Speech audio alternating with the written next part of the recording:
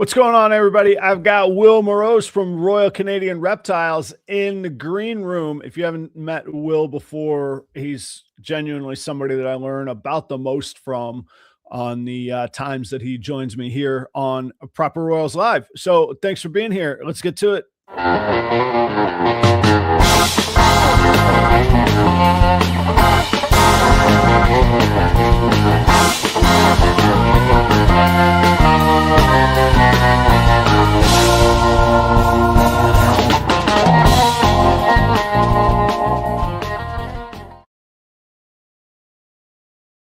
How you guys doing tonight? Thank you for being here. I'm still messing with the sound on this new microphone. I like it, but it's just have to watch it a little bit. I don't want it to get too distorted, but I also don't want to feel like I'm having to yell. Here we go. We're going to try it like that. I think that's probably okay. We'll keep going there. How you doing tonight? It's Tuesday night. I got Will Moroz from Royal Canadian Reptiles on the show. The newly, I don't know if he's newly arrived or recently displaced to America. We'll ask him. Actually, we're going to focus on looking forward to 2026 tonight. If you haven't seen the episode that he did with Mike over on Herp Collectors, check that out. Tells a whole story of his move and kind of the trials and the tribulations. Will was scheduled, I don't know, 2 or 3 weeks ago on the show, and then there was some scheduling challenges. All good, but I got him rescheduled tonight, and we'll do the full episode. So that's what we got going on. Thanks, audience, for being here. I don't generally go through everybody's thing, but I do want to say quick little shout out to Dale and Jeremy Bod and Steve Casino and Justin from Morph Jungle and Miguel from Perfectly Engineered Reptiles kicked off a monthly podcast that those guys are doing together on Friday night. And I think it's once a month, maybe the last Friday. You got to just check out their social media. They'll tell you when it is. But go check those guys out. I have to tell you, I don't know Justin great, but I know Justin pretty well. But the other four are the guys that really got me off the ground and got me going and got me started in Florida and looked out for me. So if there's anything I could do, first, I'm happy to help you guys. But second, just go check out their podcast, man. There's a ton of wealth of information just sitting there, man, waiting to be unearthed. So I'm excited for you guys. Thanks for being here, Dale. I always appreciate you. Who else we got in here? Steven, what's going on? Thank you, guys. Okay, got a live. There you go. You made it to a live. Congratulations. Stick around. Thank you very much. Appreciate you being here. All right, couple very quick announcements. I'm working hard on getting into the Des Moines show in Iowa, the Cold Blooded Expos show. I usually vend that show. I messed around and waited. Here's what happens. I wasn't messing around twiddling my thumbs. If you booked a whole year with Cold Blooded, you get a good discount. Cash flow for them, discount for me, makes good sense. I like this business model. I was uncertain of my calendar, so I waited to book. By the time I booked it, it was sold out. So I'll be at the next Des Moines show for sure, which I think is actually like March 1st or 7th or something. It's right around the corner, to tell you the truth. But I'm trying to get into this one. So January 25th, I'm hoping I should be at the Des Moines Cold Blooded Expo show. Then January 31st, I'll be in La Crosse, Wisconsin, vending the Scaled Up Expo show. And then February 8th, I'll be in Madison, Wisconsin. Brand new show for me, brand new market for me. I'm excited about it. I won't get into it tonight, but I'm a kind of a demographics nerd.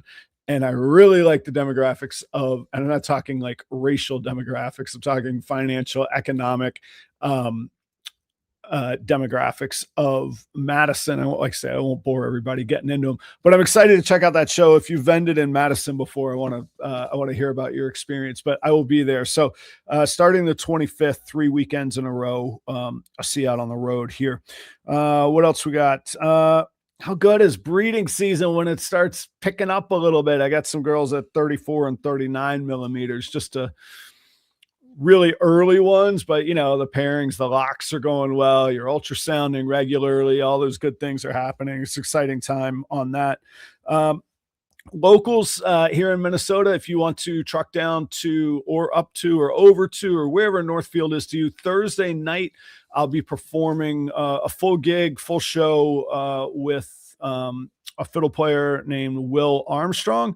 I'll be on acoustic guitar, we'll be on fiddle, and we'll be playing a night of pub songs, stories, Americana at the Grand in Northfield. No cover. Music starts at 6:00 if you want a local taste. A lot of people ask me for like videos of me. When I'm performing, I can't run the video. And I'm usually a one-man show. Lord knows my wife is not coming out after 20 years to see the same show again. She might, I'm not sure. She might be there.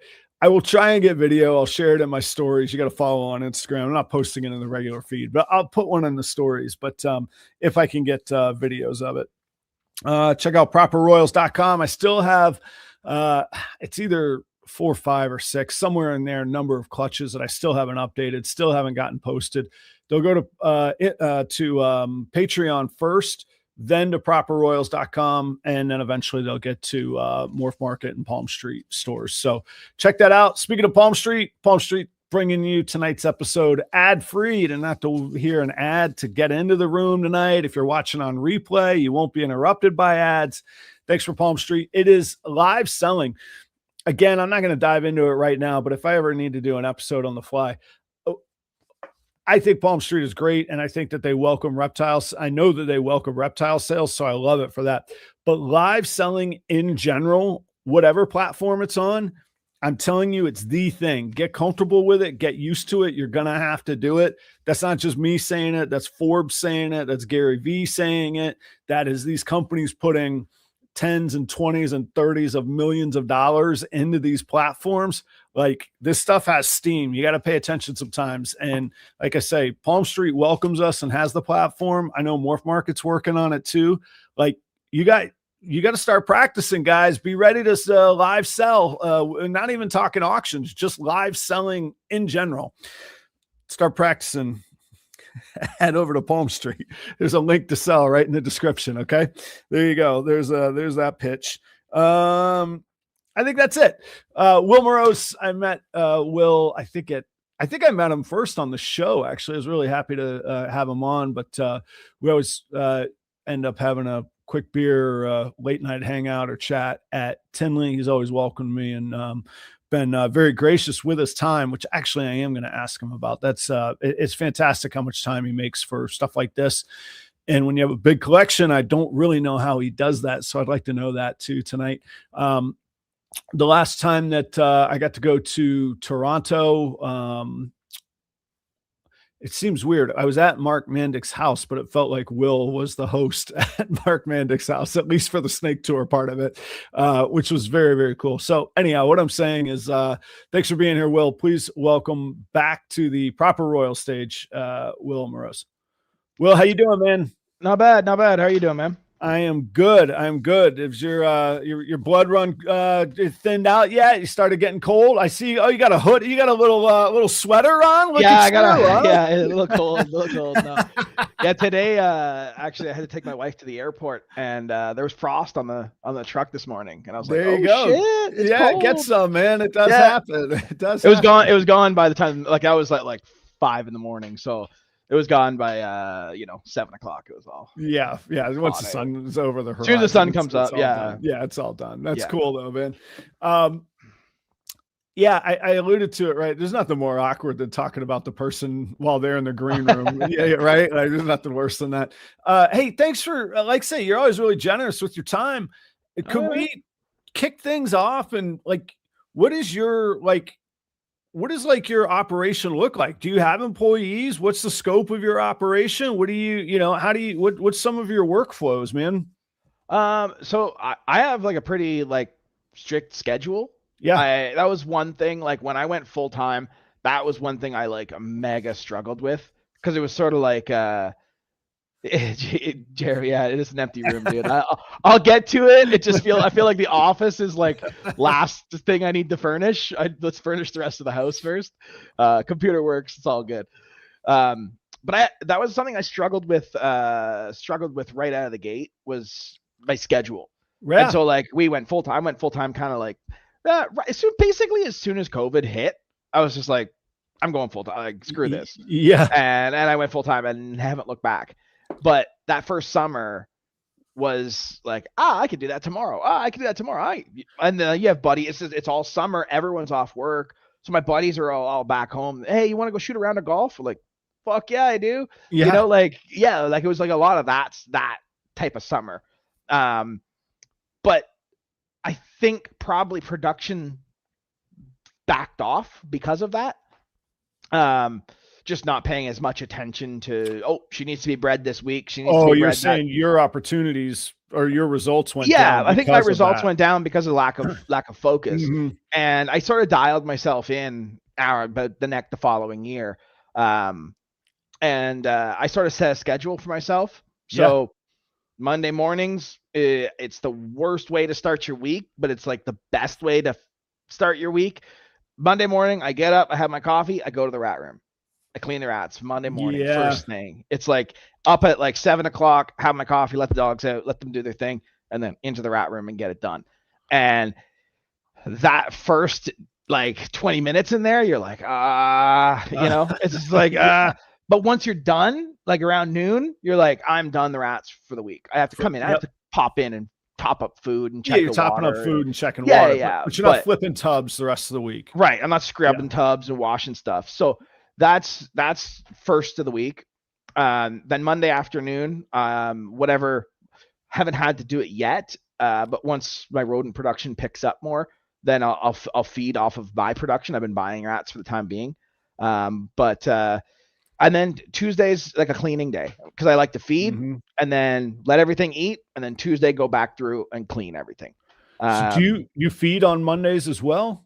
I right now I'm feeding on Thursdays just because that's the delivery schedule for the rodents. Got it. Yeah. But when once my production is sustaining my collection, I'll clean, and then all the smalls that I pull, but then I can refill those bins. Those smalls go out, they get fed off, and we just cycle through the week. Right.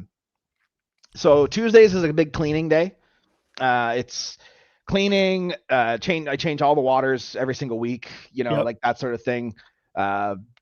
Break down more coconut, it's like a cleaning and just sort of like an inventory week, like checking, do I have enough boxes to ship out for next week? Do I have to order anything? Do I have to, like, all that sort of stuff. And my like schedule has kind of changed since I've been in the States, just because of, I'm still just kind of like trying to figure out where I'm going half the day. I'm sure. I'm sure there's like 10 things every day that you're like, oh, I need that. Oh yeah. For sure, man. Like clips and rubber bands. Like, where were those? Or where did WD-40 get put in the move? Yep. Screw it. I'll just go buy it. Like, exactly. So you get 2 months of that probably, right? There's a lot of like, you don't realize how much stuff you didn't pack until you're like, hey, where's the X-Acto knife? Yeah. Like, where's the box just cutter? having it your hand reach. Yeah. Like, it's I don't know. Or I know it's place. Like in that shelf. It'll be in that shelf somewhere or in that drawer. And that's just stuff that like, oh shoot, don't have that. Got to run to Tractor Supply. You go to Tractor Supply, you come back, and then it's like, oh man, where are all my drill bits? Ah, dang it, I forgot those. Got to run to Tractor Supply. Like it's like all like these little things. So I've had a bunch of Tractor Supply and Target runs. Like there's been lots of those, and Walmart. Lots of those, like just stuff we didn't bring, like a garbage pail, like simple stuff, like right, dustpans, right, brooms, and like all this, So there was lots of that to start, but I'm starting to like kind of get into a flow. But basically, I rat feed day on Mondays, cleaning supplies, just clean up the room, water everything. That's Tuesday. That was today. And I ship on Tuesdays as well. Every Tuesday is my shipping day. I've kind of got out of I thought for a while I'd be like, I'll just ship whatever day it feels like. But with it being a little cooler here, especially like at nights and stuff during the spring and fall, I don't see it being a big issue, but I like to take stuff to the hub. I like to Mhm. drop Right. off at the hub, right, rather than Yep. have a house pickup. Of course. Yeah. I mean, it's probably fine, to be totally honest, but I just prefer to go to the hub, and it just gives me a, like, if I have to go there, if I have to ship out on Wednesday, if it throws off my day, if I have to go out on Monday, but then I have to go again on Tuesday. So I just say it to everybody who's ordering, like, if you order a snake on Monday, I'll ship it out tomorrow. But if you order a snake on Wednesday, it's going to go out on Tuesday. Yeah. Right. I just Yeah. my, just to fit with my schedule. And it seems to work. So we go on Tuesdays. We got lunch on Tuesdays. Tuesdays lunch day, lunch with the boys. Everybody goes out. We go try a different restaurant each week. Yep. And we go get lunch. And then tomorrow, what's tomorrow? Tomorrow's like Wednesday is just kind of like a miscellaneous day. Like, just kind of do whatever I need to do. Like, order banners for shows, find what lights to use, where am I gonna get my stationary stuff, like all your business cards or your flyer, whatever the heck you use. Right. A lot of business prep, taxes, like all that kind of stuff. The stuff that is like the least fun. So Wednesday's like, how did we do last month? Go look at the profit. Go look at the expenses. Go look at this. Like, then I'll break down. I try to do it monthly, but every Wednesday I'll like gather all my receipts for the week. I put them in a little binder in my truck, and then I take them in and I put them in and I enter them into QuickBooks and just do the whole. Say, do you do your own accounting, or do you have somebody? I do my own bookkeeping, and then the accountant like says, like, tells me. I have a new accountant now, so it'll be my first filing with him.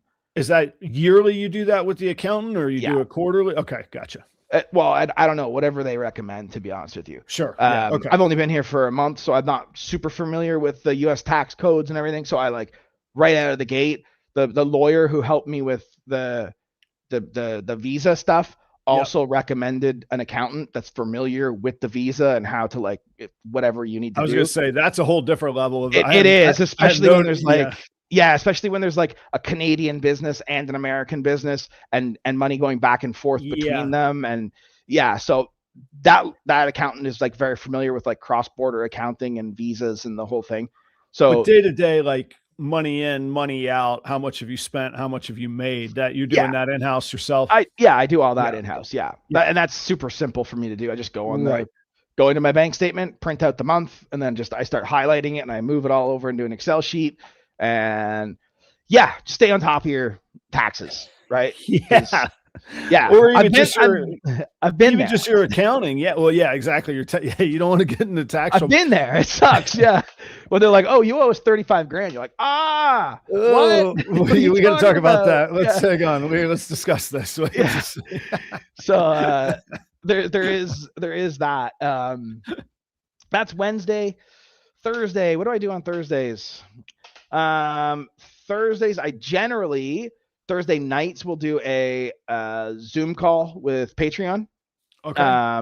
So that's like a Thursday night. Thursday is another I kind of float around like just do whatever needs to get done. Really, Monday and Tuesday are like my two like these days I don't waver on. Right. Wednesday, Thursday, Fridays, they can all kind of rotate back and forth, but there's it takes. Are you scanning the receipts or digital? So I scan them in. Okay. I scan all that stuff in. Yeah.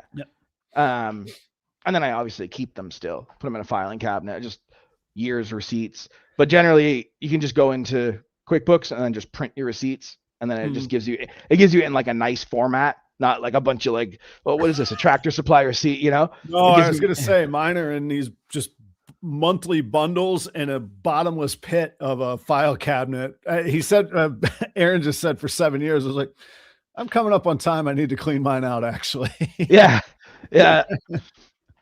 So I just do that. But like Tuesday, Wednesday, Thursday, Fridays are kind of just whatever's got to get done. Just, got some tree monitors. So like I spent some time. I have to get a cage built. I have to order some lights. There's just like all that like day-to-day stuff, answering phone calls. That one of the big headaches right now is establishing credit. So I'm like spending a lot of time like calling around to different places, being like, okay, what should I do here? Trying to get a car loan, like forget about it. Basically, I Oh, geez. essentially don't exist, and it's frustrating because I'm like, Yeah. Do you I still have have like I do you have still have like a Canadian. Canadian credit card that you can Mhm. so I have like if you go Canadian. to Tractor Supply, you could put something on a credit card, but as Oh far no, as like I have a low U.S. credit card as well. So they gave me a U.S. credit card, but like okay. if I want to take a loan for Right. like Yes. if I want to go and take a car loan for $50,000, Yeah, yeah. they're like, oh, you don't have enough like credit history to offer you something like that. Where in Yeah. Canada, no problem at all, right? Exactly. Yeah. Just because I have so much credit history there for Yeah. 25 years or whatever that. But that's one of the tricky things that we've run into so far. But it'll get sorted out. We're working on a leasing a vehicle for my wife. I have a truck, so we're good there. But we're Yeah. gonna lease a vehicle for my wife and try and do just like a 6 month to a year long lease. We're gonna pay through the nose for it, but just pay it, build credit for 6 months, Get the and then just credit. Yeah. take the fucking thing back, and then we can Right. go get whatever you want. But Yeah. How much that's an interesting topic too, because it's something that I've found I'm using more and more. How much business credit, let's say at least in Canada, did you rely on business wise none, for none? No, none, none. All no, cash flow based. all cash. Yeah. Okay. I've Yeah. never taken a business loan at all, ever. A line Um, of credit, revolving line of credit, anything like that? No. nothing, Yeah. nothing. Good for you. Okay. No. I think there's a Um, lot of wisdom in that, by the way. That's my 2 cents, but yeah, I just didn't want to like. I guess I put things on I have a credit card, a business credit card, but not like a mm, line of credit or like a like a yeah. like a like a business loan or anything like Mhm. that. I haven't taken any of those. I've always looked at it like if I can't swing it now, something else will swing up. Something else will present itself at the Right. right time. It's No, I do. One of my favorite expressions, I learned it when I used to trade, buy and sell old vintage guitars and amps. There's always another guitar. There's right. always another amp. There's always going to be another snake. And honestly, the Yeah. snake is probably going to be cheaper when the next one comes around too. And probably Right? better genetics too. Yeah. Yeah. So There's going to be another snake, man. yeah, And I mean, as much as I love selling snakes, I do tell people that sometimes. I'm like, look, yeah. There's something to there's be going to said be about another one. like Yeah. business loans exist for a reason, right? So Yeah. like I'm not saying that it's a bad thing. I've never put myself into one. I've never had to, Yeah. I've never Well, had to take one. I've always sort of like, yeah, if I can't afford that snake, then I didn't buy it, right. or I'd try and free up some capital by selling something else in order Mhm. to, I would try that, but I'd never go to the bank and say like, hey, I need 50 grand to buy this snake. First of No. all, the bank would be like, you sure about that? Like, yeah. I have actually heard Canadian tales of such things. I don't Yeah, think I blink should say twice if you're being forced to do this, right? Right, Yeah, yeah, like, exactly. yeah, But no, I'm more meant to like, I don't know, I would call it like capital expenditures, but if you needed an AC unit or you wanted to have a line of credit for when the time came, if you had a building or a property or a facility or things like that. yeah. So the building again was cash. I saved Wow. up until Yeah. we could do it, until we could swing it, and then built it in order to not have to take a line of credit. We Yeah. did a lot of the work ourselves. Oh, nice. Um, Nice. so that was a brutal summer. I had to learn a lot about how to build a building, but Right. Yeah. we got through it, and luckily I had some buddies that know what they're doing, so that helped out quite a bit. Good way we got through it. Is the building standing? It's good. It's good. It's good. Okay, Yeah, it exists. Yeah, all right, good. it's still good. Everything still works. Floor's not lifting. Like actually, we did a pretty good job. So Yeah. no, that worked out really well. But yeah, I guess just I had had a business credit card. Yeah. I don't in the States yet because I'm Mhm. still waiting for. So what a this is just like stuff you don't expect when you move. But we came It's down like here the and WD-40 can. Where is this? How do I do this? yeah, so we came down and we immediately go apply for our social security number, right? You have Yep. to go in for this appointment and you meet with somebody and they talk to you and okay, here's all our Yep. paperwork. You're legal. Yes, everything's good. And my wife got hers in like 10 days. like not even. And I was like, oh, sick, mine will be here anytime. And then weeks go by, and another week goes by, and now we're into Christmas, and nothing's in. And first week of January, I'm like, okay, what's going on? Where's mine? And you call the SSA, Social Security Administration, and you're on hold for 7 hours, and then they're like, you just have to keep waiting. Click, and I'm like, are you fucking kidding me? Like that's what it's like that kind of phone call where you're just like, oh, if it doesn't come in, you can make another appointment or you can just keep waiting. And I was like, finally, I just kind of got like a little like fed up. And was just like, I'm just going to the office. And I showed up at the office and was like, hey, I did this. I need this to like operate in the United States. Right. Like, you're gonna need to eat. Yeah.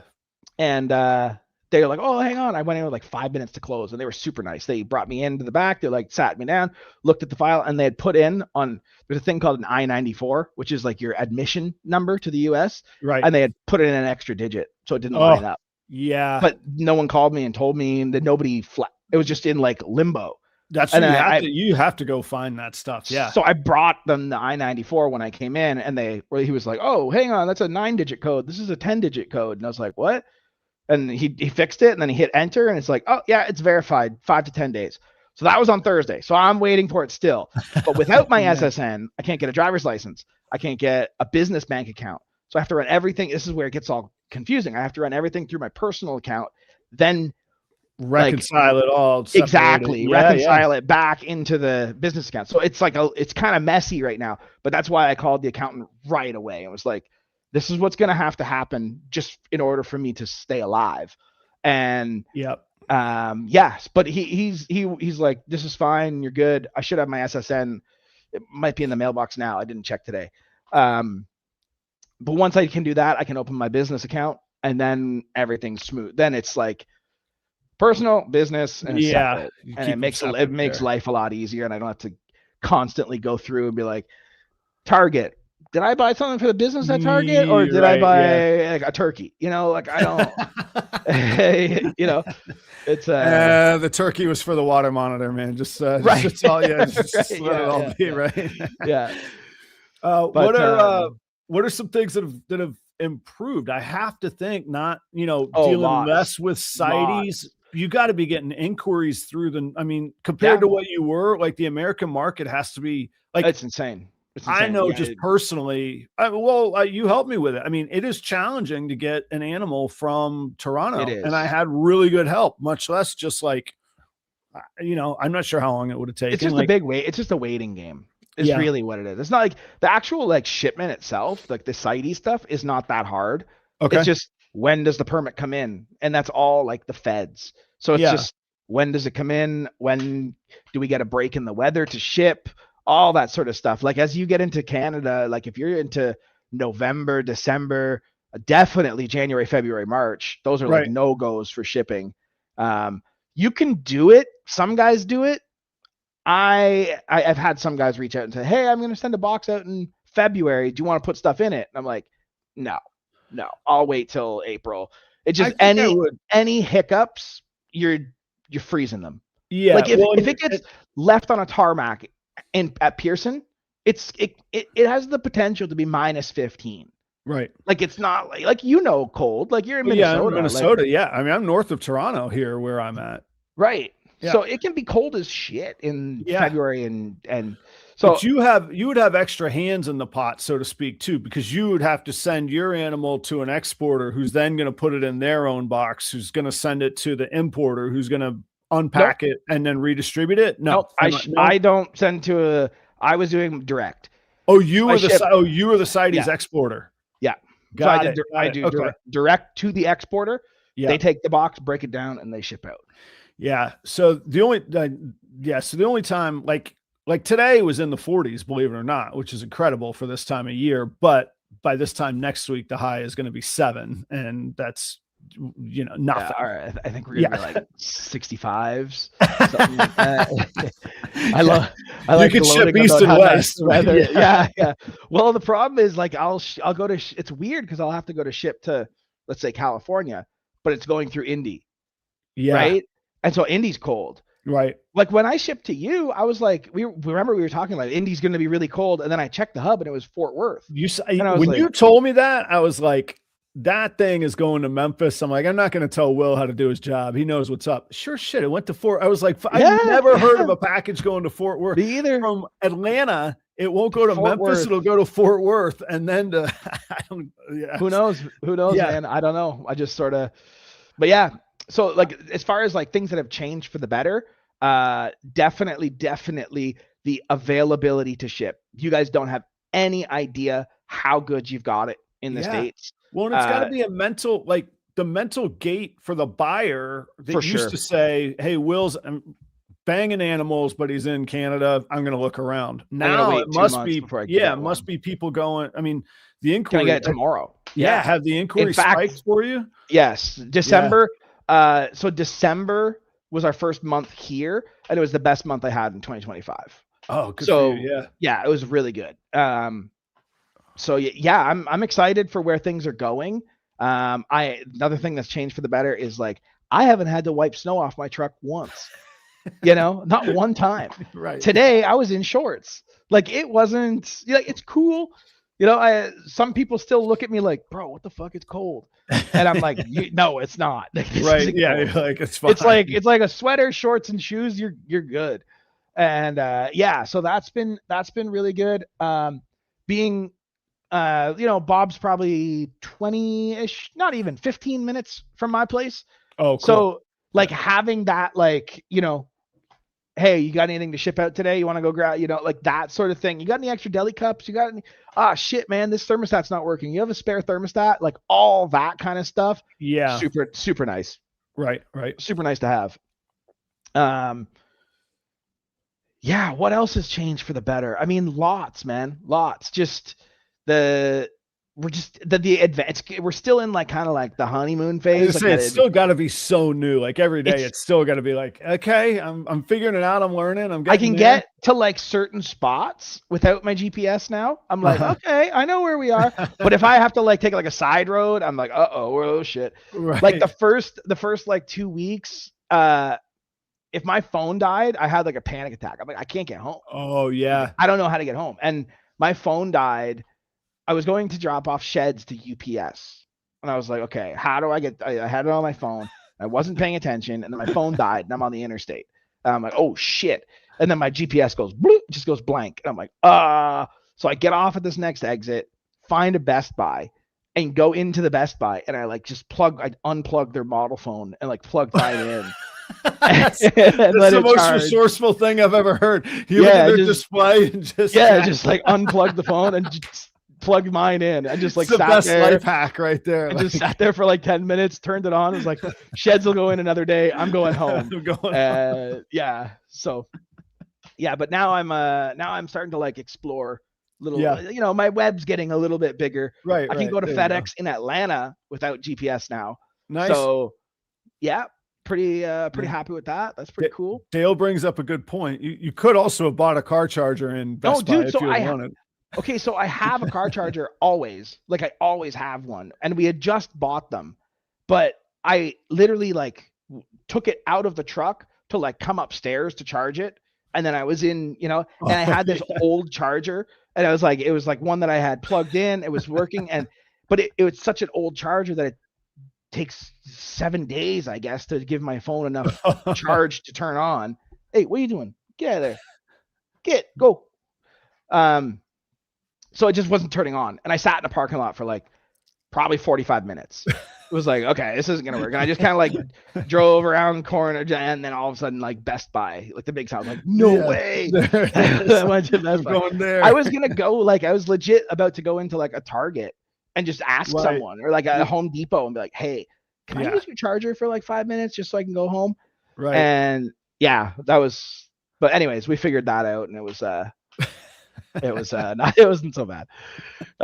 So there's been a couple like little funny things that I've had to do, but it's but lots of good, lots of really like actually like overall very happy with the decision to come down. Yeah. Obviously miss my folks, but we talk enough, I talked to them enough, and it's been good. It's been good. It's been really good. Yeah. Good, man. Good. And I mean, I'm guessing, I don't know this, I don't know you well enough to say this, but I'm guessing that you and I are at a point in our lives, if you wanted to hop a flight from Atlanta, you have the means to Yeah. do that, and it's Yeah. convenient to get to Toronto and all of that. So Yeah. If I that's want to good, go man. home, I could. We Right. decided to not go home for Christmas. We said, Yeah. no, we're going to stick it down here. We're going to stay down here. My mom actually, so my wife's mom came in just before Christmas. So 2 weeks Mhm. ago now. She came in stayed with us from like, you guys don't do Boxing Day here, which There's no was I know we talked last time. Boxing Day. I'm We call it Boxing familiar, Day. but yeah, we don't But have it's the Boxing Day here. 26th through New Year's. She went back on like the 2nd. And then my mom comes in on this Friday. We pick her up. I think she's staying 4 or 5 days. And then we have a week. And then Adam and my dad are coming down. And then we're going vending Sear. And it's just like January is like a busy month. So Yeah. Nice. yeah. It's nice to have like the refreshments from, like refuel a little bit with the family and that Yeah, it's kind of good. stuff. Yeah. That's cool. Yeah. Like I haven't seen Dad since he had gone away for a month. He went on a month vacation before I left. Like the month before I left, and I had left before. So I haven't seen him since like it would have been like beginning of October. Oh, cool.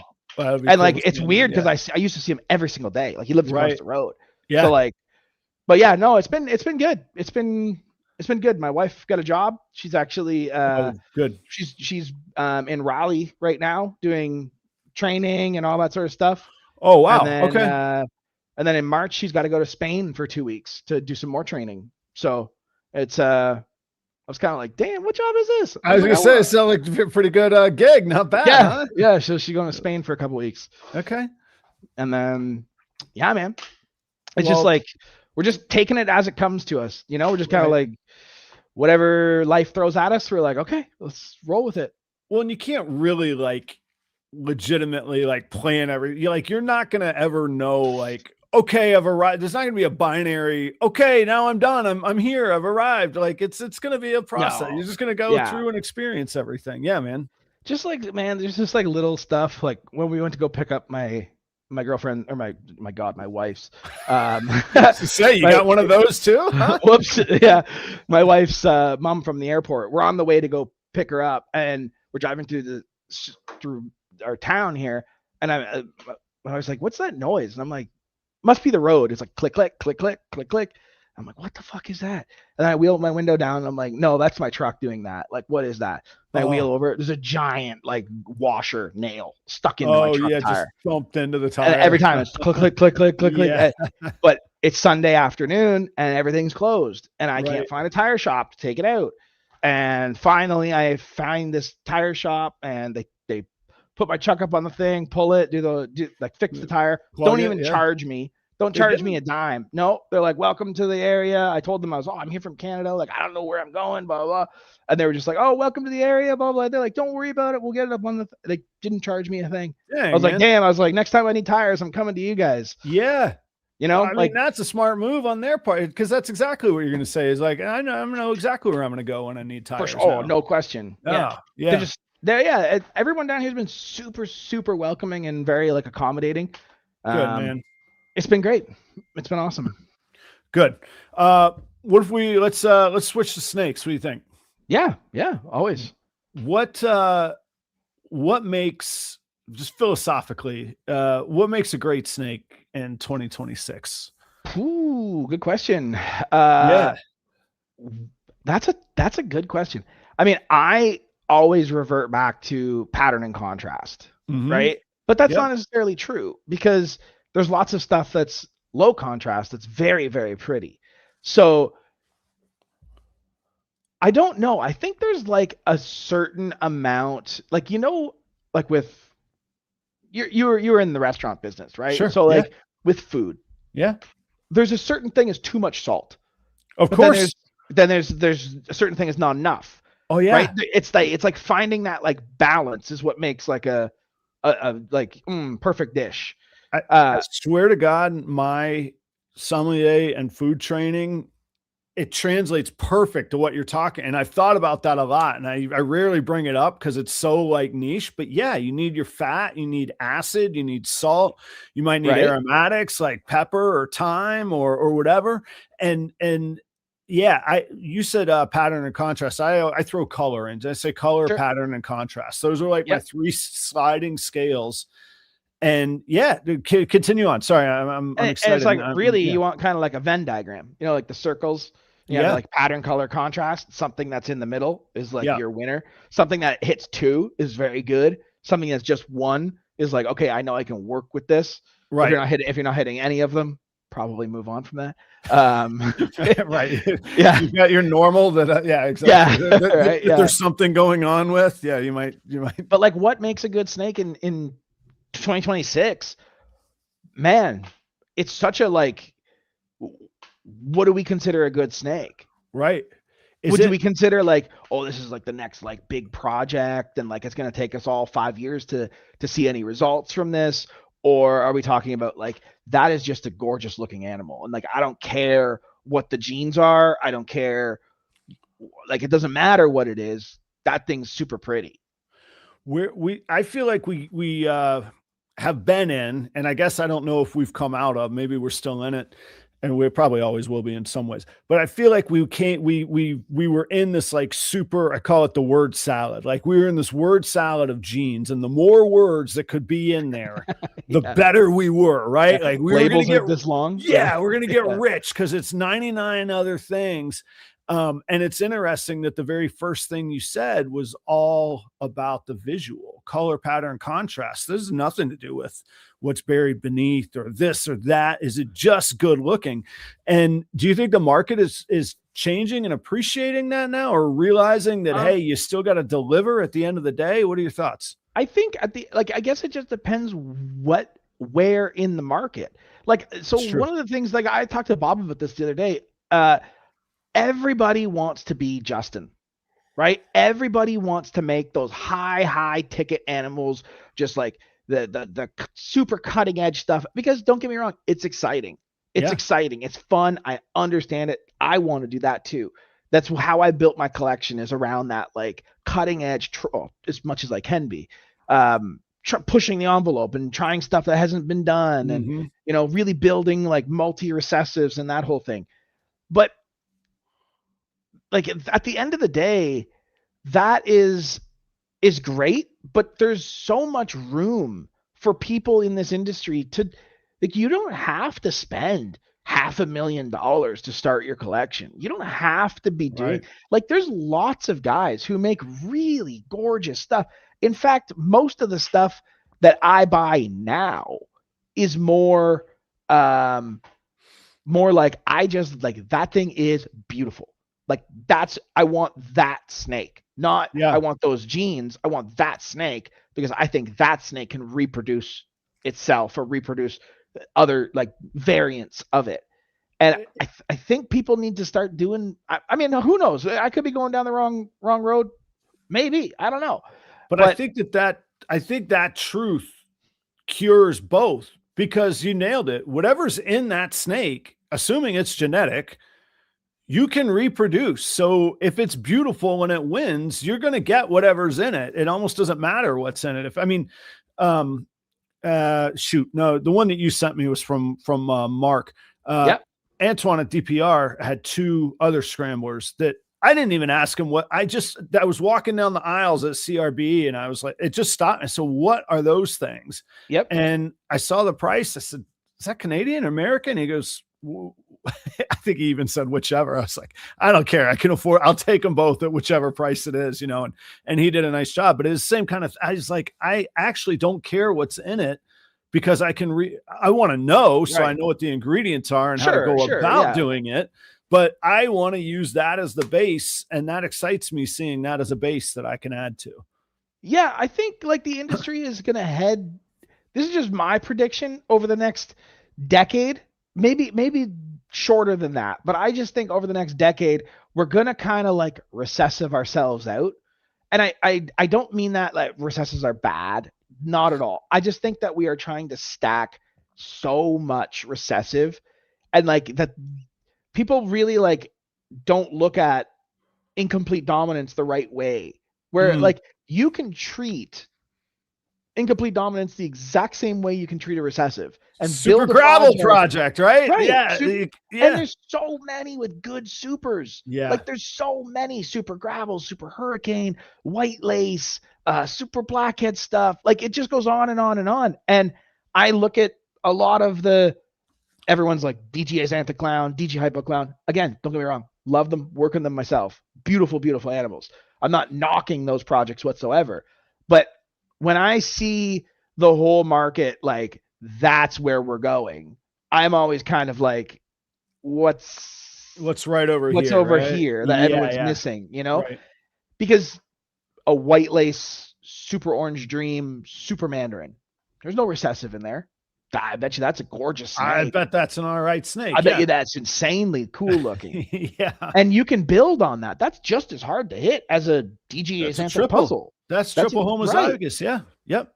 And with shed testing sort of leveling the playing field, every recessive now is like, people can argue all day about this gene's recessive or it's not. It's like it's het or it's homozygous. There's 0, 1, or 2. That's it. Right. There's 0 copies, 1 copy or 2. That's right.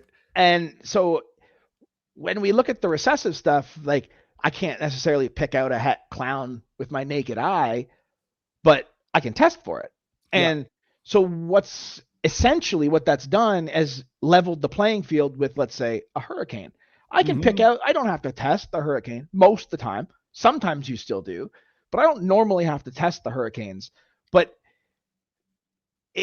because now I'm able to just test the clown, it definitely like makes me go like, well, would I rather work the clown as a base or the G stripe or the albino or whatever it is, or would I rather work the super hurricane as a base? And that's where I'm starting to be like, okay, maybe I decide to drop, I don't know, let's give an example. Genetic stripe. Let's say I drop genetic stripe out of my collection, but I start to, as I'm doing that, I'm replacing them with just white lace combos or super mandarin combos. Like it's not necessarily that I have to have every single snake has to have a recessive in it. And I think, super trick, super hurricane, whatever you want to call them. Like you don't like, maybe I decide super hurricane, super trick, super blackhead, and I just have one recessive in there. So like maybe it's super hurricane hypo combos or super hurricane DG combos. And now I start adding to that. Right. I think what's happened in the industry is we've gotten so like shoot for the stars. So like we're trying to like in 2026, we're trying to operate in 2036.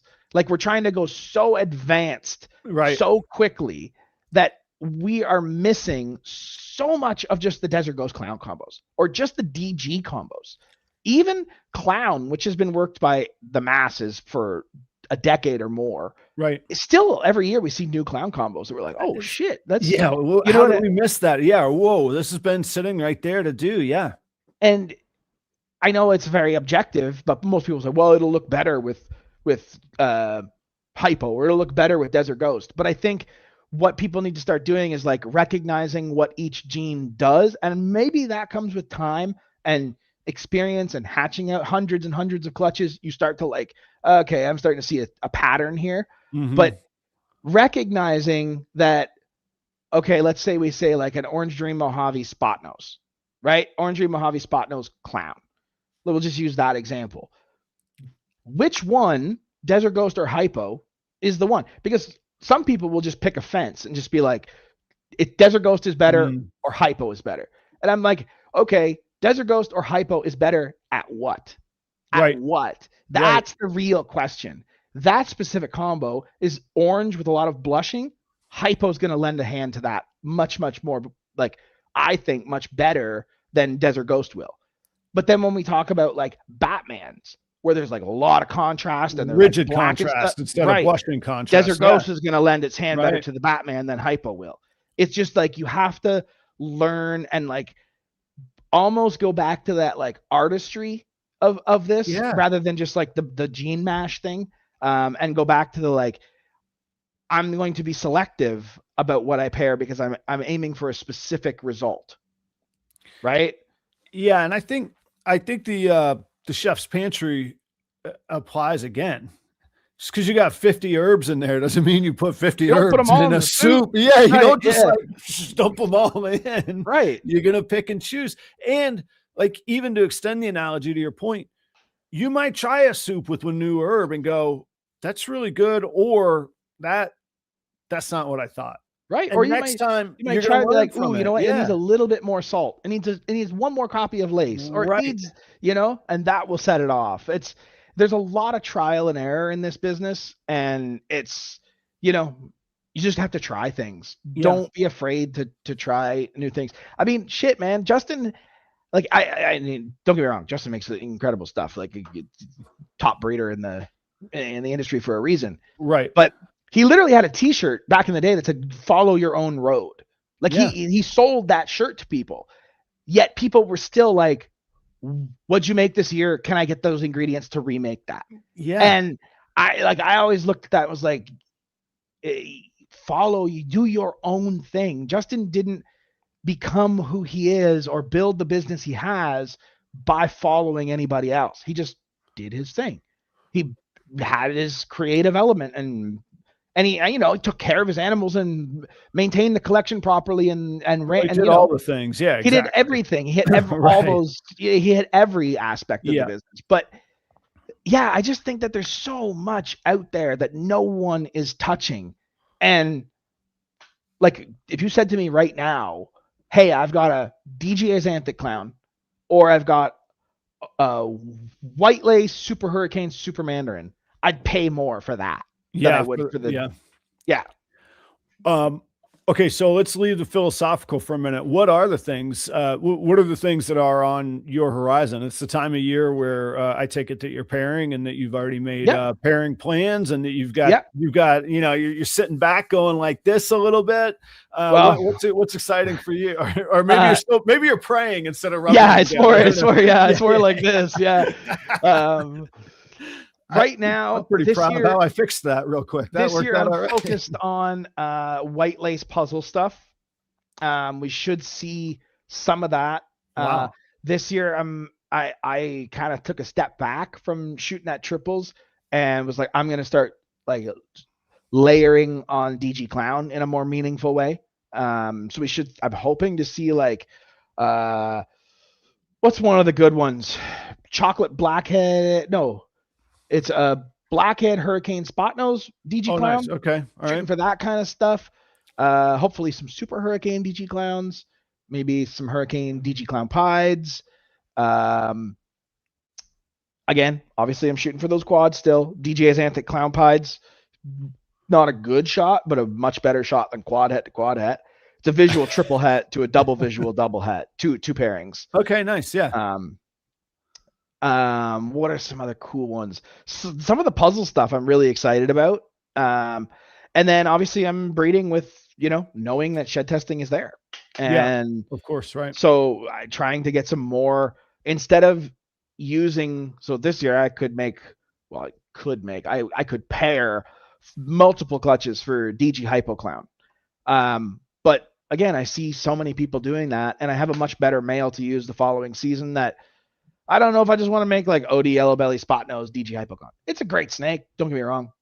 Amazing. It would look very good, but I think I can do something more with those females. So I'm pairing a chocolate DG double hat hypo puzzle boy. I kept 3 of those males, so I'm running 3 males this year. Whoa. Well, I've done it before where I keep one and he doesn't breed and he doesn't get going, and all 3 of them got the size, and all 3 of them are locking now, and I'm like, well, I'm gonna use them. We're gonna party So, then. even if it's locking the same female, just maybe one doesn't want to pair her, the next one will. Right. Right. There's lots of situations like that too, but I'm using them into a lot of the DG double hat hypo clown combo girls that I have. To if I hit the DG hypo and it happens to be double het puzzle clown, great. But my real focus is to try and make those DG hypo combos that are het puzzle or het clown, and they can kind of go either way. Or if I hit the DG hypo and it happens to be double het puzzle clown, great. But my real focus is to try and make those DG hypo combos that are het puzzle or het clown, that are het puzzle, Right. Instead of having like 40 bins dedicated to those projects, I can shrink that down to 20 bins for that because I have DG Hypo in Het Puzzle Yeah, you and in have Het all Clown. the I you have could all the go overlap, right? right. Yeah. You can go either way with it. How do you we talked a little bit about thinking about planning. I thought that was a really astute point, whether anybody agrees with it or not. It's the right way to think about things of stark contrast with DG and sort of blushing contrast with the hypo. I thought that was a really thoughtful thing. How do you think in those lines, not related whatsoever to hypo and DG, but with puzzle can get run over. We've seen that in different ways. It can become very, very nuanced and sometimes it feels like the result isn't, what do they say? The juice isn't worth the squeeze or something like that. Yep. But then there's other times, absolutely. where it's just phenomenal. What are some like rules that you've learned or that you've implemented for yourself when it comes to puzzle, or that you think about with puzzle?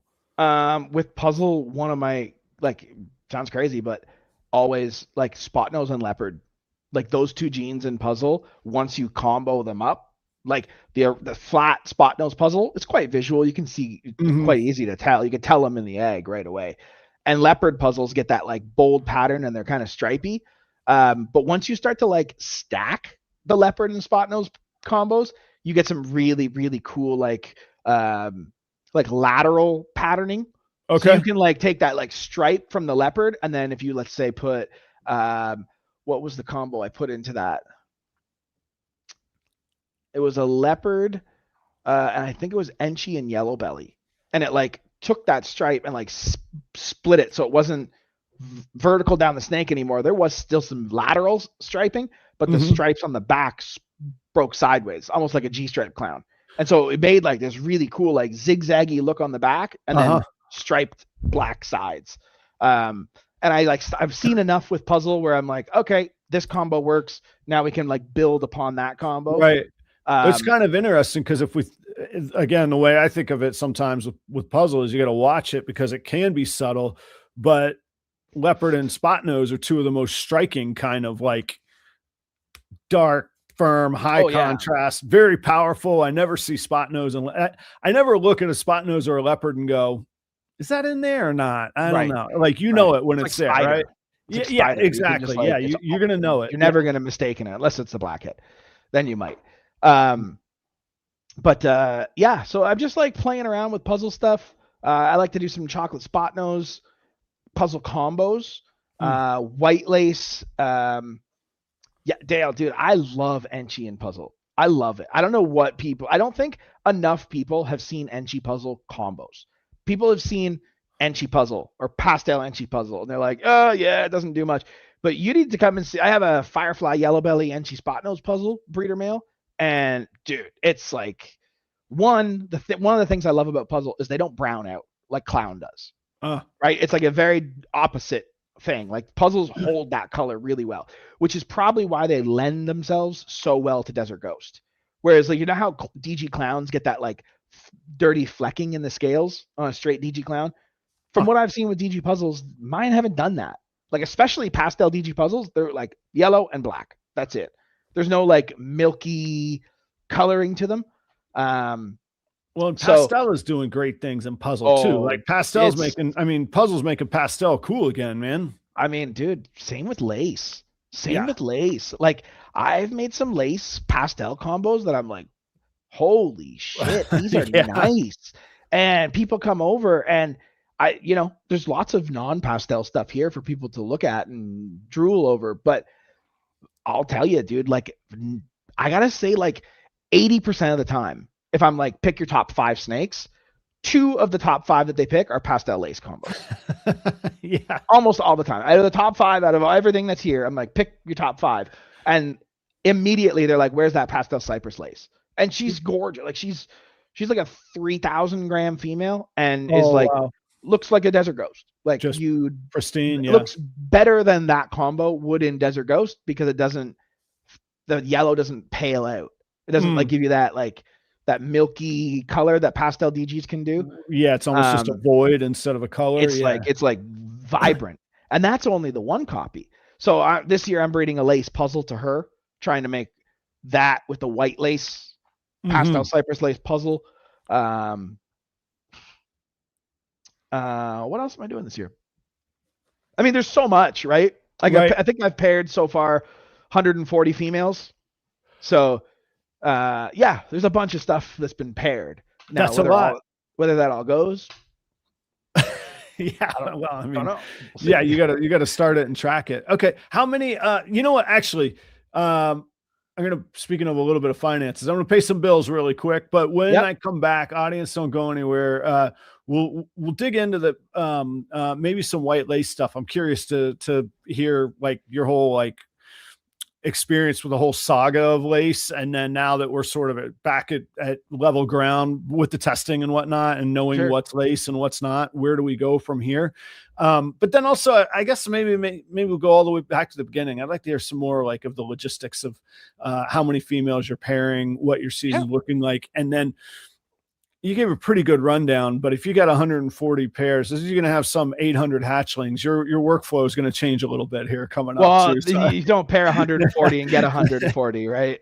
No, I know, but you get 90. Okay. Yeah. Then, that. 90 is okay. I can deal with 90. Yeah. 140. Oh boy. Yeah. All right. Guys, first off, I just want to thank the audience for being here. Thanks to all of the advertising partners as well. I just encourage you, if you want to check somebody out or look for somebody to support, check them out. They literally keep the lights on. They keep me coming back every week. And these are people in our industry investing in our industry. And like I say, all Proper Royals live content is now ad-free, thanks to these great brands. So shipping, it's cold out there. There's a lot going on. You heard Will and I talk about it. And if you're not comfortable shipping, call the team at Redline. There's a phone number. You can get a human. They are reptile keepers. They sell the equipment to help you ship properly. Check it out. The user interface online is great. Use the promo code PROPER5. Get yourself an extra $5 off of your next shipping label. We also talked a lot about shed testing. Shedtesting.com. You're going to hear the name phenome.com. If you haven't already, you're going to hear it a lot. That is the new company. Shed Testing is now a part of Phenome. It's a bigger entity. I did a whole episode on it with the team from Phenome, but Charlie is still running the Shed Testing. He is still heading up the research and development of new tests. They just released a Mandarin test, the NR Mandarin test. So they are still expanding with research and development. They've recently dropped the prices. They've expanded the lab capabilities and expanded the automation. So there's far less variables, less humans touching at each step, which means less mistakes at each step. And that is better science. And he's able to get you the results faster. You could do a 10 test recessive panel, $85. That's $8.50 a test. Listen to what Will and I were just talking about. The stuff is behind an $8.50 answer now. So go check that out. That's shedtesting.com. You can use the promo code PROPER10, get yourself 10% off 2 orders. You can order as many tests as you want per order, and you can use the code twice. Sundog Serpents, that's Sarah and Josh down in Orlando, Florida. I've been doing business with them for a long time. I used to vend with them on the Repticon circuit. And actually, I got some snakes coming up from them for tomorrow while I got this nice weather. I encourage you to check out what they're doing. Speaking of puzzle, they've got some puzzle hatchlings that are for sale. Hypo, Chocolate Stranger, Clown combos, if I'm not mistaken, as well. They also work TSK Clown combo projects and have ingredients for that. So check out Sarah and Josh. I've done business with them. I continue to do business with them. They're wonderful people. Reagan Renee, Royal Pythons. Check out ReaganRenee.com. You don't have to put Royal Pythons at the end of it. ReaganRenee.com. That is Charlie Ryan. He's over in New Jersey. Couple things about his website. Everything on the website ships for free. You buy it in the website, it's free shipping. You want a further discount? proper 10. That'll get you 10% more off of it. He's also got these super cool analytical add-ons. He deals with a lot of data analysis and production in his day job, and he started to apply that to his website. So shed testing calculators, does it make sense to test your clutches or not? What is the potential and likely return? Same thing with various pairing combinations. What are the likely, not only the outcomes, but there's a financial component as well if you choose to enter that information. It's all free. It's all there on ReaganRenee.com.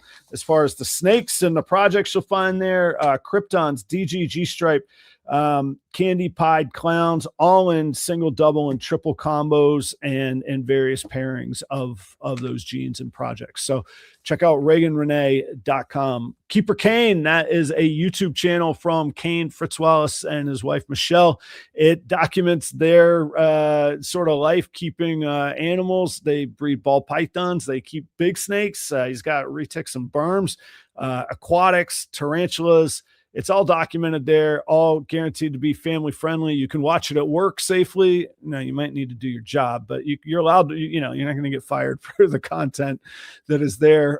That's on YouTube, and Kane's become a good friend in the industry, and we do business together as well, but you might see him around various Patreons.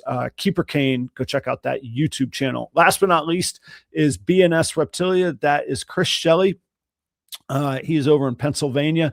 Reptilia, because he deals in ball pythons, but also blood pythons, locality boas, colubrids of all shapes and sizes, Pituophis, the bull snakes, the pine snakes, and he's got the education and the legal knowledge of whether you're allowed to own those animals where you live in your locality. He'll help you with that. He'll make sure everything's legal. Chris and I vend Tinley together in October. March when he usually sits out, but sometimes he sends me some stuff. If you're interested in anything from Chris and you want to pick it up at Tinley, let me know. Go check out BNS Reptilia. Thank you so much, audience. I appreciate you being here. And we got Will Moroz. How about this? I had Brian Gundy last week, Will Moroz this week. Pretty good kickoff to the new year. Will, thanks for being here, man. Thanks for sitting through the ad promos. It keeps the lights on. They're good people. I got to give them a little love, So, yeah, man, good stuff. I appreciate the patience there.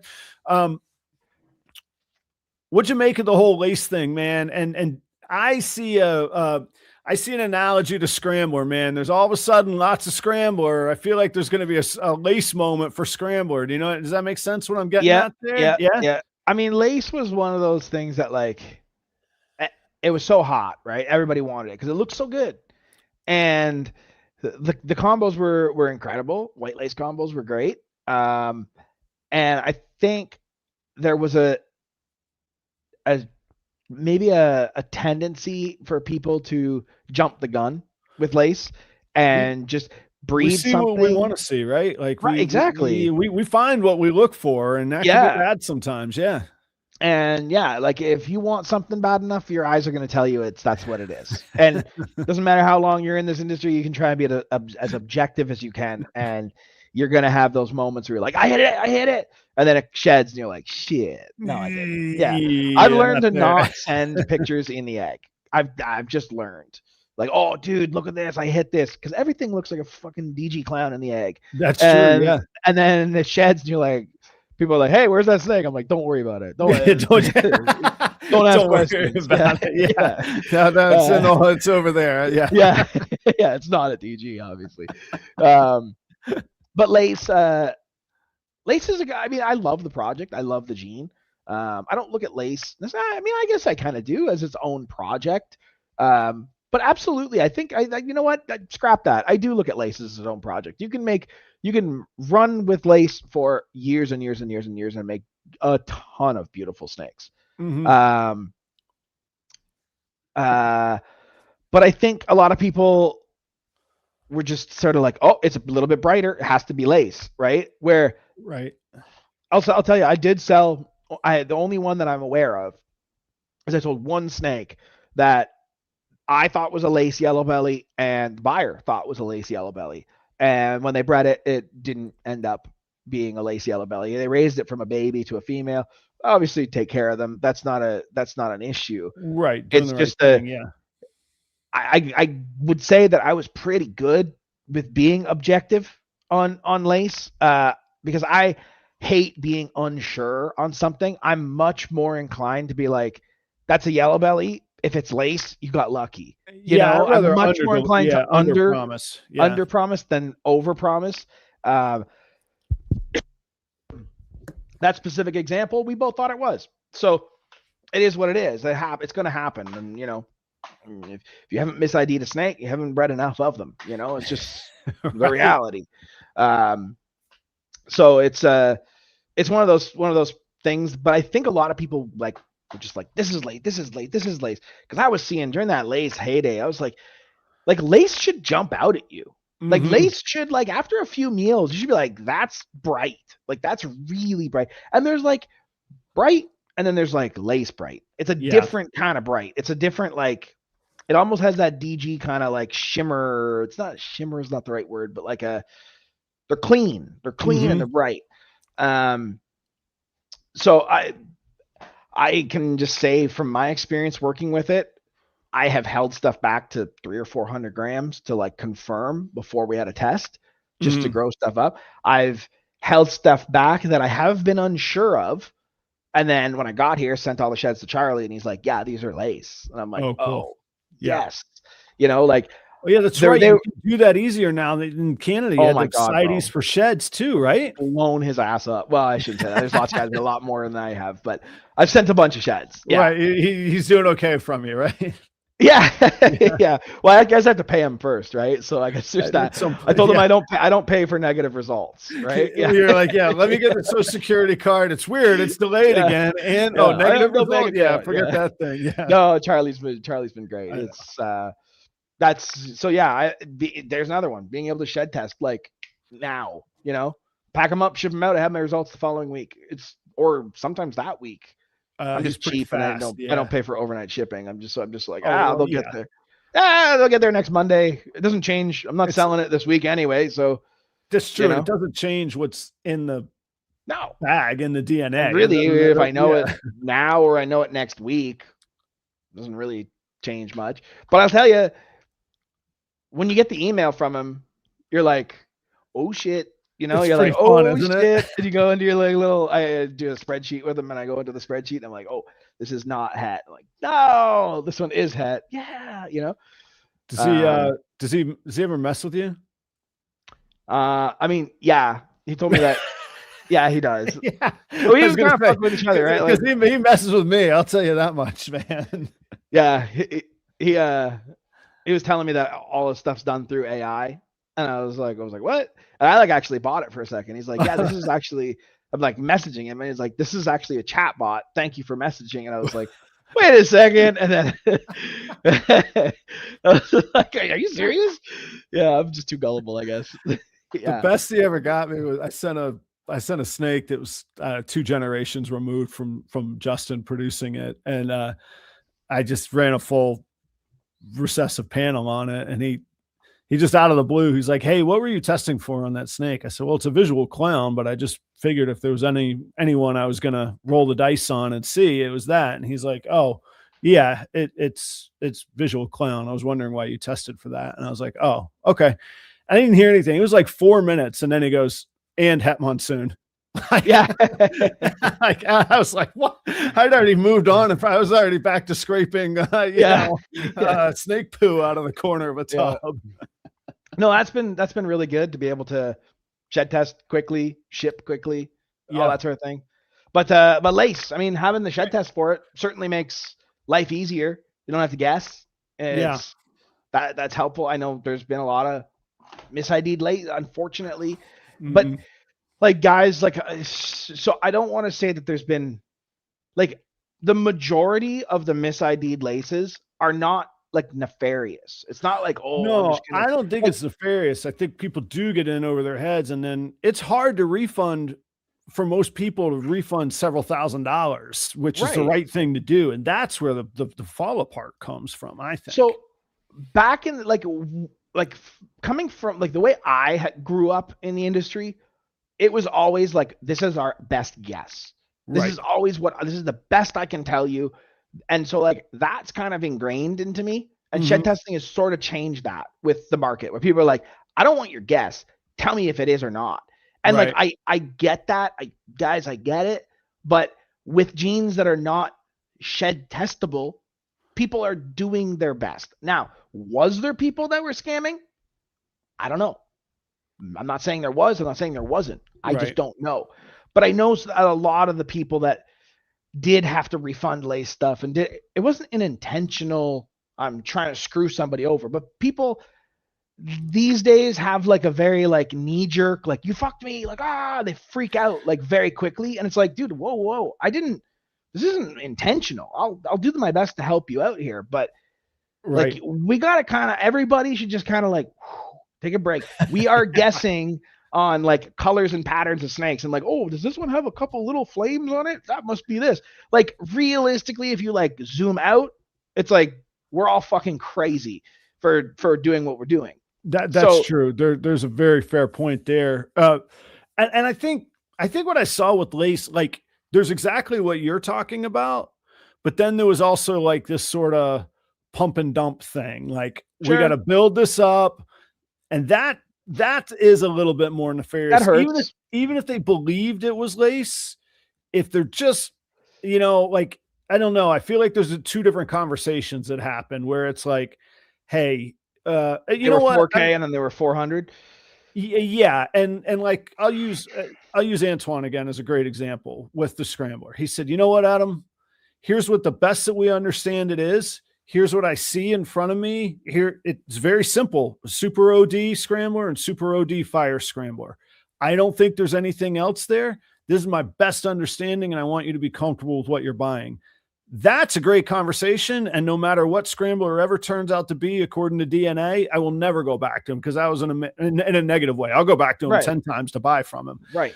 Versus some of these others that are like, get this now. This is what this is. This is, you know what I mean? Like, it's a different conversation. It's a different like, sale. Yeah. Right. It's a totally different sale. Right. And later, Dale, have a good one. Thanks, Dale. Yeah, man. Yeah, I agree. Like, I get the, like, this is exactly what it is. You don't argue with me about it. Don't like question my ID. There's like a totally different like tone there. And when that's the case, it's like, I'm going to come knock on your door at that point. Right. This is what I paid for. What I'm saying? Yeah, exactly. It's just hard, man. This is not there's no like guarantees in this business. Now, I will say, hets better fucking be hets. Right. That's one that I'm like, yo, you say it is, yeah. Like, you fucked up if it's not. And like, that's when I start to get like a little like, did you screw me over intentionally here? Because was it from a visual? I drives me nuts when I see people post like such and such and such het this, and I know their pairing was pos het. And I know it was because they showed me the pairing, and then I see it on Instagram, this and this and this, het this. And I'm like, wait a second, has that been tested already? Oh, not yet. What the fuck are you doing? You know, they can't even lie good about it then. Like, that should be the easy answer. Yeah, of course. If you're gonna I don't need to give a class in lying, but I'm just like, it's you just like hets are hets, man. It's black and white for me. Was it from a visual? Yes. Okay, it's a het. There's nothing to it's discuss there. That's so short-sighted. Like, for an industry that, or a world that we live in, that really we need 2, 3, 5, 7 years to really get anywhere, to make such a snap decision on a stupid het to make a couple bucks when you have to live in that world to do anything. You're either going to fail and you're going to quit, or you're going to be around for a decade. I think some people don't think about that. Some people, I'll deal with it later. Yeah. Mentality, now shed testing has stopped a lot of that. Mm-hmm. There's definitely, if I buy something and I'm like, I test it, people, I have heard stories of people buying a snake that's supposed to be hat puzzle or hat hypo, and they bring it in and then they test it just because they have credit with Charlie or something, and they test it for those genes that they bought it for, and it's missing the puzzle. And then they go back to that guy and he's like, well, why would you test it for puzzle? I told you it was het. He's like, that doesn't matter. It's wrong. That makes it worse, man. That makes it worse, bro. Either you're lying or you don't know what you're doing. And honestly, to now understand how one hat works. That's yeah. worse than lying, to tell you the truth. Yeah. So there's I think with multi-stacked incomplete dominant genes, I definitely like give people a bit of leeway. Everyone's Right. doing the best they can to stack. Yep. Like I've bought like snakes that are like supposed to be super orange dream, yellow belly, enchi fire, leopard pied, and the first snake out of the hatch from it is a yellow belly pied. And it's like, okay, well, it's not a super OD. You know, Yeah. I didn't even mention it to the guy. Mhm. It didn't even cross my mind to mention it because I understand you're trying to ID 7 genes on a patch of snake scales this big on a Right. on a little On a baby, little one. and you're Yeah. like, you know what I mean? So it's like I get it. It's like, oh, it's an orange dream enchi fire leopard pied. Okay, he got all of it right but missed the super. Yeah. Who fuck, like, really? Does it matter that much? I get it. There's money involved, but there's money involved for everyone, right? Both ways. Um, so I don't. If I buy something and it ends up like, oh, it's missing yellow belly, it's like, okay, I get it. Now if I buy something, the difference is like if I'm buying a lace combo and it's missing lace, that's what I was buying it for. Right. Yeah. That's if I'm buying a Pompeii and it's missing yellow belly, it's like, okay, it sucks, but actually for my collection, it's actually a good thing because there's so many Because fucking you got too hybrids. much running Yeah, around. Yeah. but it's a like I'm getting majority of what Yeah. we both thought it was a Pompeii. Also, some of the onus has to go on to the buyer as well. I was going to say, again, those are conversations both ways. The buyer can say, hey, here's why I'm buying this. It's imperative this is a super. Are you sure? Or, exactly. I love the Super Gravel project. I can't have somebody misidentify a highway combo. I don't. Right. That's going to set me back a year and a half or 2 years, whatever it took me to wait to time to grow this up. So, but again, like you say, that onus can go on the buyer. So if I'm buying a particular combo, I'm going, I need not only your word, I need your guarantee this isn't a yellow belly. Right. Where are we on that? And of course, like you say, we could test it. The testing will be on me. I'll figure that part out. But that conversation could go both ways. Yeah, and like at the same time, if we're trying to ID theoretical combos, like some of the stuff that we sell, not just me, lots of people, we're into territory we've never seen this combo before. Right. Yeah, that's the other thing. Yeah, certainly helps. Like don't get me wrong, it helps a lot with that side of things. Where it's like I've had stuff where like, is that hurricane or am I just like tripping? Like, is that, and you test it. Oh, it is hurricane. Okay. Now I can say with confidence, no, I've tested this snake. It is hurricane. But there is some more like nuanced stuff there where, is it a good example of hurricane? Is it a bad example of hurricane? Like if it's a lower expression hurricane combo, it could be easy to miss. Oh, there's hurricane clowns where I'm like, you sure? I think, but I'm not sure. Yeah. So I think everyone just needs to like kind of like, take a deep breath. We'll sort it out and it'll get fixed. But yeah, that's kind of my it makes for I think actually everything we're discussing is part of like, I wouldn't say the addiction, the allure of it. Cause there's the there's the science and there's the money and the finance, but there's this really big area that's like an art and a style. And I don't necessarily mean art like what ends up on the final project being art. I mean, just the art of navigating what we're doing, the various personalities, the various things that we have to know. We just talked about everything from an absolute shed test of a gene to, there's genes in there. I think this is the best thing of it.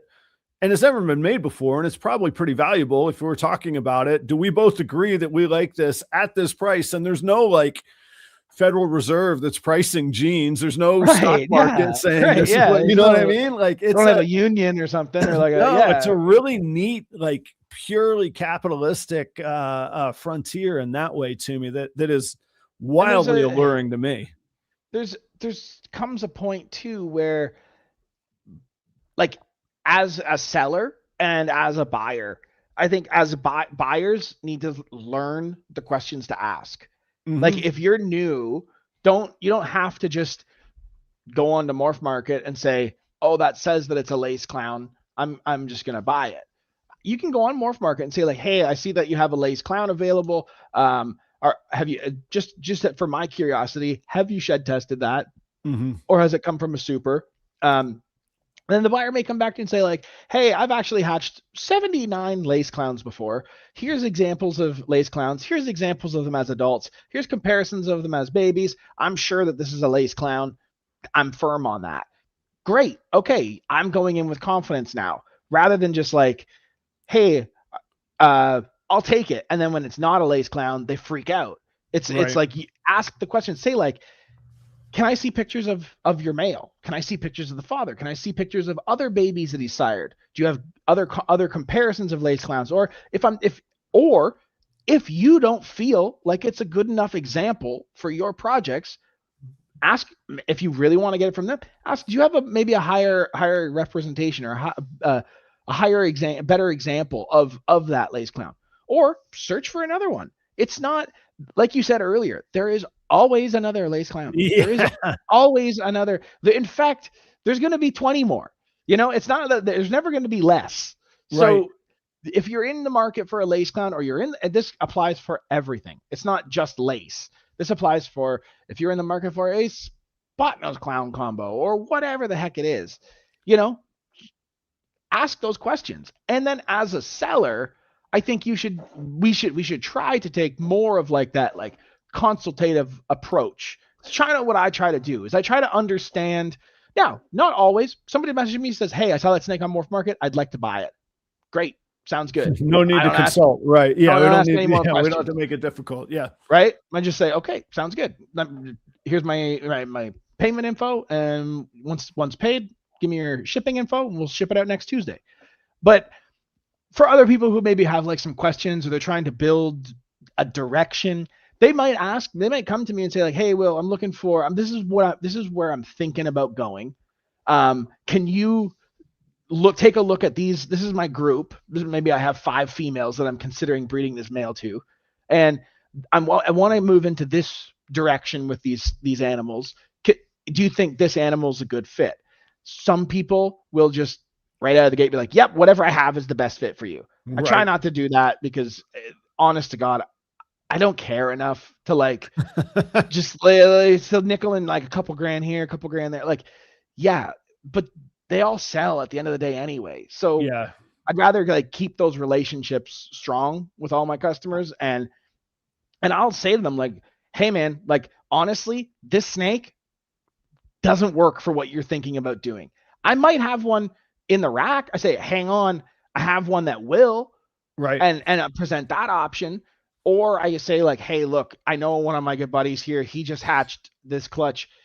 I don't know if any are for sale, but reach out, tell them I told you to call them, and see if they're available." Like as you do this for a living, I see stuff that doesn't make it to Morph Market or doesn't make it to Instagram. I see those combos that pop up here and there, Absolutely right. and I know I have my finger, not totally, but I think I have my finger on the pulse of the market, and kind of like who's making what. If I know I'm looking for a certain combo, I kind of know who to call. Yeah. Um, if I'm looking for super gravels, I know where to go. I And I told it's become one of my favorite expressions, but now this takes a certain you got to pay the bills and you got to have lights and you got to be able to eat and all of that. But after sure, that, I will take a great relationship over a sale all the time, every time. 10 out of 10 times. Like I say, Yep, as long, I mean, and again, that takes a certain amount of fortunate or results of hard work or getting to a certain point in life or whatever saying we use. But the opportunities are so massive from oh, good relationships, and it, you would go broke buying those opportunities because I mean, you almost can't. They don't hit the market. They're done taken care of before, or people don't even consider them with you. You know what I mean? I'm just so fortunate and thankful for that. But I work very, very hard at relationships for just what I, you're talking about. I had a guy in Canada, and he wanted to get a snake for his daughter. And his daughter saw this snake that I had posted. It was one of these, like a pied combo. Mm-hmm. And it was cheap snake. It was like $400. Mm-hmm. And so they came over, and she's like, I really want that one, but it was a bit of a problem feeder for me. Oh. And I was just like, I was like, look, this is your first snake, like, let me can't do it. Let me like put something in your hands that will do well, and not something that you're gonna be like, oh, my snake's not eating, it's getting skinny, what do I do? I'm panicking. Like, I don't want you to have that like negative first experience, right? That's like the worst case scenario. No one's coming back. You have a bad experience at a car dealership, you're not for fucking going back to that dealership. No, there's one on every corner. Yeah, you're not going to go. Exactly. Yeah, you go to the next one. Yep. So we looked around the collection, ended up giving her a snake that was like way more expensive, but gave it to her for $400. I was like, this one eats. You know what? It's a male. I don't have really a use for it. Why don't you guys take it and whatever? 2 years later, the dad calls me up. And he's like, hey, man, that snake, by the way, I was like, oh, I didn't really recognize. I was like, who's this again? Right. Well, yeah. And he's like, oh, yeah, you sold a snake to my daughter, blah, blah, blah. The one that wasn't eating, and then you gave her one that was eating, blah, blah, blah. And they decided that they wanted to try breeding. He came back and spent $35,000 buying a mini collection of stuff. And I was just like, whoa. And he had done his research. He came back and he was like, okay, I want to build a clown group. I want to build a hypo group. And I was like, okay. And that is like the perfect example. That's right. Of someone where like I could have just been like, yeah, here, take this one. This one's $400. Get it out of here. Right. You know? Yeah. But it's like all about, and again, you don't want some kid to like, right. Who knows? That could be the next Justin, you know, like we don't know. Yeah. With the dad spending $35,000, I bet it is. Who knows? Right. Yeah. I bet it is. And you know, it's just like those situations. So when I try and sell, I try to find out what it is that person's looking to get, what they're trying to build, and then I try and put pieces into their hands that will work for that project. And I'm way better off saying I don't have anything for you that is going to work for you, right, than being like, no, take this, trust me. Yeah. And then it doesn't work. And then they're like, oh man, somebody else gets in their ear and, oh, Will sold you that snake and it's a terrible purchase for you, blah, blah. And it's just like, you know, I'd much rather tell somebody, look, I don't have the right animal for you. I'm pairing for these next year. I can put you on my list. And when I hit that stuff, I always reach out to those people. But you know, it just really depends. It's but like you said, relationships 11 out of 10 over one quick sale. I think that example that you just gave is perfect and a perfect place to sort of wrap up. Although I do want to hit one more topic before we wrap up. Your Patreon is pretty, I don't know if legendary is the right word, very well known, very highly spoken of. In my opinion, I've never been in there, which I should go do if this is what I've heard, but it's really the standard that the rest live up to. Give us a little pitch. Tell us about what goes on in there. Why should people consider coming to hang out with you in the Patreon? If you just want to be around people that live this, enjoy it, chat about snakes, we bullshit with each other, where it's just like a big like group of people that enjoy what we're doing. And I think that is like the number one thing that bleeds to the rest. It's like everyone's having fun. There are times where people are upset or this, you know, I hit that odds, blah, blah, blah. We had one guy in the Patreon yesterday or a couple days ago telling us that one of his females ate his male. And we were kind of like, yo, bro, I think you might have had a couple too many pops in the snake room and put them somewhere. He's like, no, it ate it. And then finally he found it. I was like, I mean, I told you, you know, like just stuff like that. But it's don't join if you're wanting, like, don't join because you think you have to pay me for advice or pay me for help. Not at all. Message me for help. That's fine. I have anything I'll tell anybody in there. I'll tell anybody anytime. It's a really good point, because I've eaten some BS from people. Oh, now you charge for it. No, I charge for the community space and what it takes to run that. Yeah. Go ahead. Don't mean to put words in your mouth, but thank you for making that distinction. Weekly lives will, you know, we'll just having fun. I show all my pairings, what's going on. I just try and I don't stick to any like YouTube format video. it's like the place where I just take my phone out in the snake room. I'm like, oh shit, these 3 are locked. Like if she goes, then I can get a male from here, then we can go over here, and you just kind of see the like the craziness in my brain, I suppose. And yeah, spot you can try and sell snakes. It's a good spot to just meet a lot of like good breeders. There's not a lot of like, everyone's like, I would say, a smaller breeder. No one in there is doing 200 clutches. No one's pumping out eggs, but I think everybody in there is really like keyed in on quality. And I just like, I'm thankful for all those people, because like that's where I buy majority of the snakes I get every year are from them. Yeah, I mean, the business relationships and those, I mean, we just talked about relationships and things that don't make it to the market, and things that are spoken for, and handshakes, and, you know, that's the place. And whether it's anybody, I don't even claim that it should be mine. I think it's one of the best investments anybody could make. With a few bucks a month, you get this place where, you know, everybody. It's like being able to pick your audience, being a musician. Like if I knew every person that was listening to me was cool, I would kill it every night on stage. You know, we have one tier. There's not multiple tiers for different people. Everyone's the exact same tier. Everyone gets treated the exact same. Again, it's not like I'm not doing like giveaways. We do a couple once in a while, but like it's not like I'm going to give away a snake every week, or that's not what it is. It's every $1 that you spend into the Patreon is a credit with RCR. So if you ever want to purchase a snake in the future, you can use it like a little piggy bank for yourself, whatever you want. We're flexible. It's just a fun spot. If it's something you're interested in doing, you're more than welcome. Awesome.